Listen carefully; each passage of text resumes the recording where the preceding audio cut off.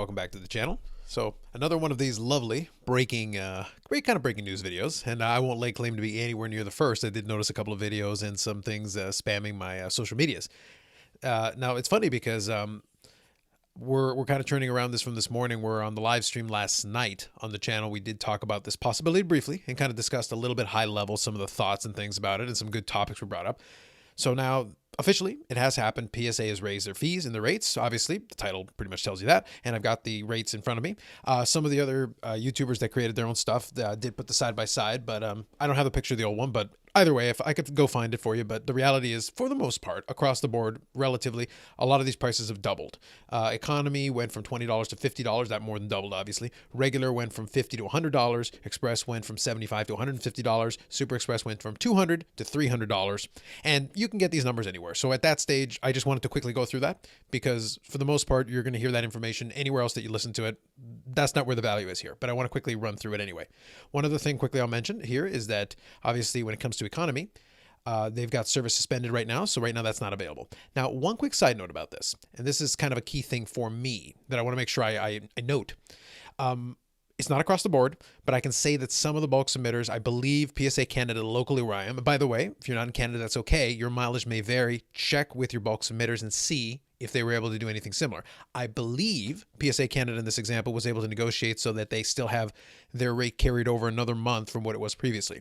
So if you're a submitter with them in that case, you would still potentially be able to get something resembling the previous rate or maybe the exact same rate. Again, your mileage may vary. You'll have to do your research on that piece. This is what's on the PSA website for general, submissions. This is the change that they are advertising and showing everybody off. Now, that part is simple enough. The interesting thing for me was going to be what the reaction was to it. A lot of it was not surprising, and a lot of the early analysis that I heard on it in the videos that I heard already this morning did not surprise me, but they hit on the exact same theory. And I also wanted to check out the comments in those videos because I wanted to see what the reaction would be to people about it, because I was trying to gauge that a little bit on my live stream and I got a taste of it, but I also got a taste of looking through the comments section to get a taste of what they were saying in that side of it. Quick point about this.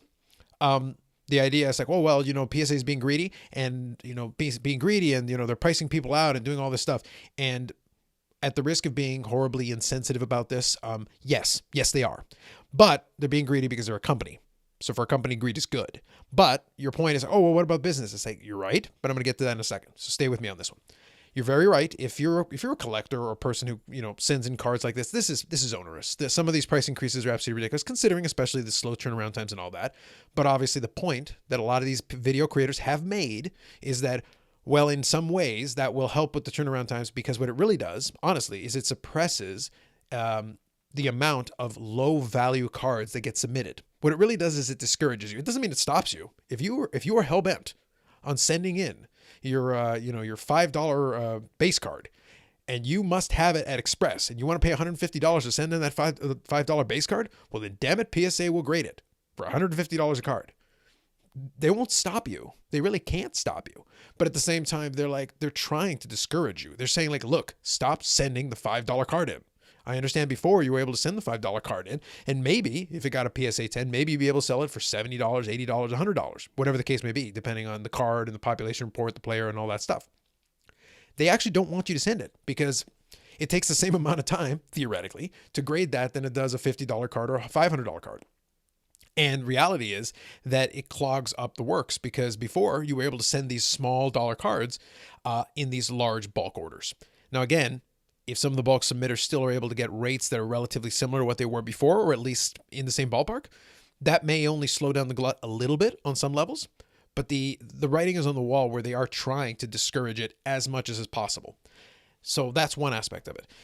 But here's the other part of it. And that first part of it has been addressed in a lot of those videos. I don't disagree with them. I'm on the same page. We're all kind of in general agreement that this is PSA trying to pump the brakes a little bit on the submissions. Will that help the turnaround times and clearing the backlog? It should theoretically help, because I think the hope is that, look, if we jack up these prices enough and discourage enough of you stop sending these low end cards, we can probably clear the backlog out a little bit better. Now, having no backlog is not necessarily what PSA wants to have. We've talked about that before a little bit, because, there's still some value of having a little bit of a backlog should demand, but you don't want to have a gigantic backlog, and anything you can do to slow it down a little bit by slowing down the submissions just a smidge is going to be helpful. Now, what I want to touch on, so that's the PSA side of it. Fair enough. But I'm going to touch on a little idea that I have about this. And I'm not going to suggest to you that PSA is necessarily doing it for this reason. But this is something I was thinking about when I considered the possibility of this increase that I want to throw at you as just a thought experiment. So PSA is doing this theoretically to slow down submissions, which I think is definitely a large chunk of their thought process on it. It's also like, well, we may as well get these increased revenues because now we're rolling into new ownership. We're going to want to do all that. But at the same time, we do want to slow down the rate of submissions to allow us to be able to slowly, it's going to take a while. It's not going to be overnight. It's going to take time to try to get back to the turnaround times being at least somewhere close to what they were before. And that would be good for business because even though the prices are higher, how long some of these prices are going to stay where they are? Probably for a long time. There's no reason for them really to put the prices back. I'll be completely honest with you. If they are able to get the turnaround times back and there's still value in PSA cards, why would you lower the price back? You wouldn't. You would leave it like this or raise it again down the road. So just be aware of that and let's just be honest with ourselves and not lie to ourselves. But there's a secondary piece that I don't think is necessarily part of their strategy, but could be a very interesting consequence of this. So let me kind of pull up another tab here while we're talking. Okay, so this is CSG. So it's obviously one of the up-and-coming new competitors that just got into space. Now they've started taking submissions now. And the reason why I said I like looking at the comments is I wanted to see what the reaction would be. Obviously you had PSA is being greedy, they're ruining the hobby, blah, blah, blah. But also at the same time, they're like, well, CSG is going to get a bunch of business and blah, blah, blah. And SGC and all the other ones will get more business. And I'm like, okay, that may be true. I think that's true. But I think, and again, I'm not saying that PSA, quote unquote, is including this in their strategy, but I could see a consequence here that could still benefit PSA if you did that. And let me explain what I'm saying. So this is their services and fees for CSG. Obviously, like I said, they've started taking submissions now. So they've got their grading tiers. We've talked about this in the past. They've got their bulk submission, which is $8 per card. Also, by the way, you do have to add on the subgrades if you want. That'll be another $10 a card. So realistically, it's $18 a card. And right now they're advertising the current turnaround being 60 business days. If you go economy, it's $15, but plus the subgrades, it'd be 25. Standard would be 35, including the subgrades at 25 working day turnaround.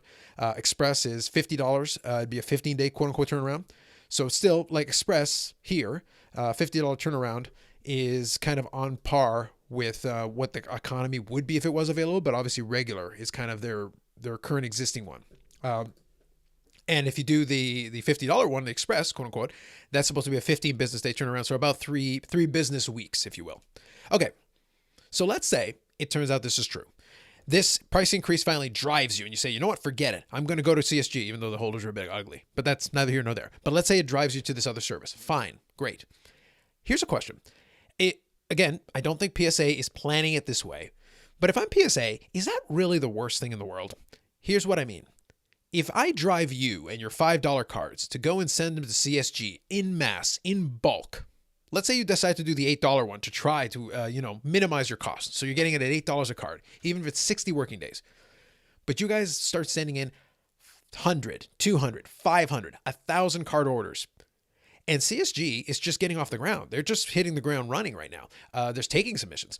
What if they get slammed with 100,000 cards in the first couple of weeks here as people start shifting their habits to get away from doing PSA bulk submissions and start doing the same bulk submissions or even bigger bulk submissions with CSG to try to take advantage of a much lower rate. And they start absolutely hammering them. And all of a sudden, it becomes kind of like the SGC thing when they promoted themselves and had a cup of coffee, where they suddenly had a big run up on submissions. Well, if CSG isn't already prepped to go full scale in terms of their turnaround, overnight they immediately get inundated. Turnaround times are already listed here. They're approximate and not guaranteed. So they're not guaranteeing you the turnaround time to begin with. But what if these turnaround times suddenly break within even weeks? And all of a sudden that bulk order that's a 60 working day turnaround, right? All of a sudden it becomes 6 months or a year. Okay, it was cheaper, yeah, but you didn't really increase the turnaround. And you say, well, for those cheap cars, who cares? Okay, fine. But that backlog also potentially impacts the economy backlog, the standard backlog, the express backlog, even the walkthrough backlog. And then they end up doing kind of the same thing the PSA does, where you're going to have to prioritize, right? So then your bulk order keeps getting pushed further and further and further back, and they develop a 500,000 card backlog, a 1 million card backlog, a 500,000 card backlog. Now, again, I don't think that's going to necessarily happen overnight, but my point is, what if them getting slammed causes the experience to almost immediately degrade for a company that is just getting out of the blocks? They haven't even started, really. They've got the promotion. They've been out there and, advertising their services. But what if they get hammered right out of the gate? And this was going to be one of the potential direct competitors that could have taken some of the pressure off and given that avenue for these lower price cards. But what if that experience is terrible? What if you have to wait a year or a year and change to get your low end submissions there in bulk? You're sitting there like, okay, how is this better?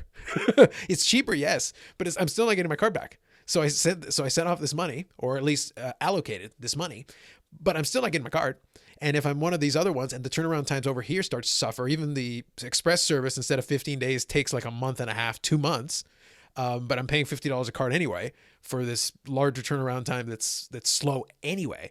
So it's like, yeah, I saved a little bit of money on paper, but the service is slower. And by the way, we don't know what the secondary market prices are going to be on this stuff. And what if CSG starts having some trouble with some of this stuff and has started having some issues turning it around? And then the secondary market value, what if it doesn't come out as expected?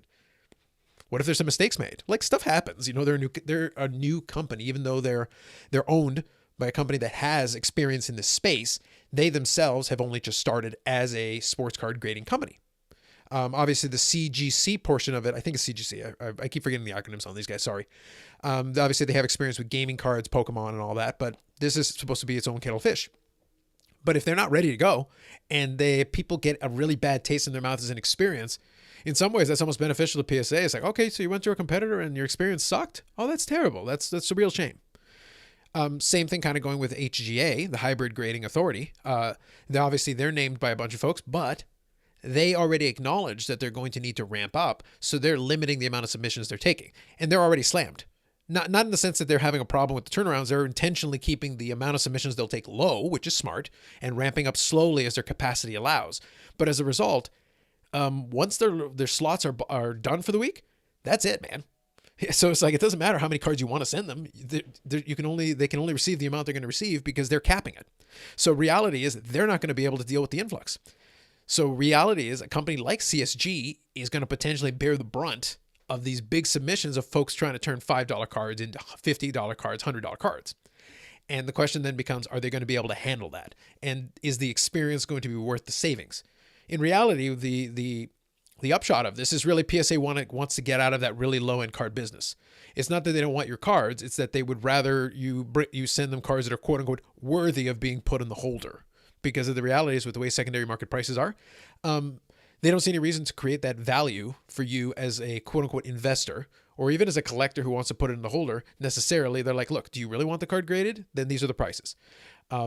Because for those of you that have expensive cards that qualify, that would fall under these higher levels, even like a regular $100 a card or $150 express, if you're talking cards that are $2,500 that are valued that rate, it might still be worth it for you. And the Super Express up to $5,000 and stuff like that, if it's worth it to you, it might still be worth it to you, even with the rate increase. Because the Super Express, if you notice, was the one that went up the least percentage-wise as a percentage. It went from $200 to $300. But you're talking about nearly $5,000 cards. Well, you're gonna have to pay $200 before, but now you're gonna have to pay $300. Is that really that much more onerous? And that's kind of the question I would have, because obviously these guys are going to try to take their stab at it. They got their walkthrough service at $100 plus, I think, the $10 as well. But the end result is, if it was worth it for you before, it's going to be worth it for you now, even with the price increase, because you understand what that turnaround is. I don't think PSA quote unquote cares if they upset some folks that were submitting in these low-end cards in bulk, because that is kind of what they're trying to discourage in the first place. But I wouldn't be surprised if, to my point here, it doesn't potentially cause some headaches for some of their competitors. In reality, they're funneling some of their problem to some of these other competitors, and I don't think they mind. Just a kind of a thought that I throw out there. I know it's a little different than some of the initial reactions some folks have. And by the way, I might be completely out to lunch. I don't think, like I said, I don't think they sat in a strategy meeting and go, you know how we can screw over these other guys? Let's send them all the dregs, all these submissions we don't want. Let's get it off our books and send it over to CSG. Good luck to them. See if SGC can figure it out. See if Beckett wants to take on some more of these bulk submissions. Good luck to you. I do think, though, that PSA looked at their situation and said, like, look, this is actually not worth it for us at that lower price tier. And if we can do that and at the same time decrease our own turnaround time, it's kind of a win-win for us, and then good luck to our competitors. So that's kind of my take on that. I think overall it was expected. I think we all kind of heard the rumors going into it, and today obviously it was confirmed. I do think strategically, I don't think it's going to impact them too negatively, because I think a lot of the business they're going to be losing is business they didn't necessarily want. It's kind of what I'm alluding to. And I think the business that they've got is probably the business they're still going to have, because right now they still garner some of the best secondary market prices. And as long as that remains true, then you may as well stay the course if you're PSA. So this is kind of the first big initiative of the new ownership group under their watch, per se. And we'll kind of have to see how this one plays out. I'll be kind of interested. So I'd like to get your thoughts. Am I out to lunch? Obviously, I think a lot of folks will agree. It's like, oh, it's greedy. It's, the price hike sucks and all that. And I'm with you. I'm with you 100%. But my curiosity is, do you think there is at least a piece of them that really decided that, you know what, it is worth it for us? I'd rather just not deal with your business at that lower end, get you out of it, and discourage you and be like, please don't send us those anymore. And at the same time, could it be in the back of their minds? They're like, well, this could be somebody else's problem. Well, let them take care of it. You guys can have the $5 cards. Please, by all means, send as many of them as you want. Send all the ones you got. That's just my take on it, having a little bit of fun with it on a Monday morning.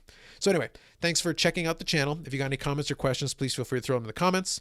We do the videos like this from time to time, and also other regular collector-based videos and live streams usually at the end of the week. This upcoming Sunday, we'll do another one.